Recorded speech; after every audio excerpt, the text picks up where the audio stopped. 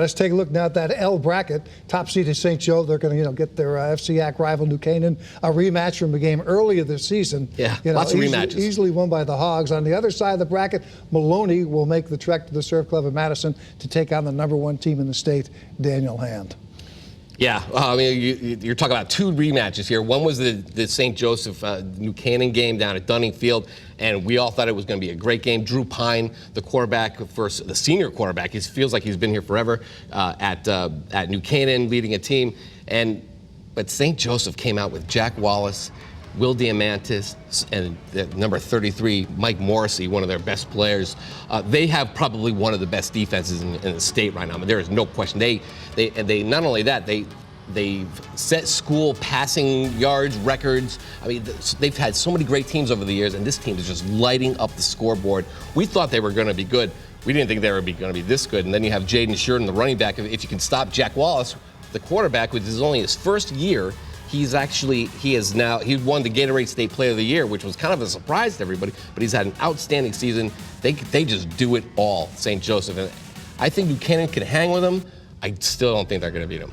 You got to go to the other side now. The #1 team in the state, as good as St. Joseph's has been, they really haven't been able to put a dent, at least in the voting. I think maybe three of the media guys have been voting for St. Joe's, but the Hand, #1 all year, and that game with Maloney. Yeah, I mean, it's a rematch of last year's state final in Class L. Hand won its second. They're going for its third. And a lot of people have been kind of getting on Hand a little bit.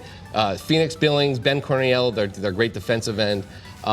They just haven't been really putting teams away early. Like you look at St. Joseph and the other side. St. Joseph leaves no doubt about it. You get there in the first quarter and you're missing. Yeah, you get there first quarter, you miss it. Hand's been taking a little time, but their last two games against Guilford on Thanksgiving and then last in the quarterfinals against Newington, they left no doubt about it. I think they're kind of stuck in their craw a little bit that everyone's kind of doubting them. And then in that matchup, you have a Maloney team that might be a year ahead of schedule. They have Angel Arce, who's a really good quarterback for them. Cam Moreno, who missed all of last year, he comes back. He's been a great receiver for them. It's not even the same team as it was last year, but yet Kevin Fredericks has done a tremendous job there, getting Maloney back to this point. But they're going to play Hand at the Surf Club. That's going to be a tall order. Hand, St. Joe's, if they meet. Who wins? Oh, man, this is the $1 million question, right?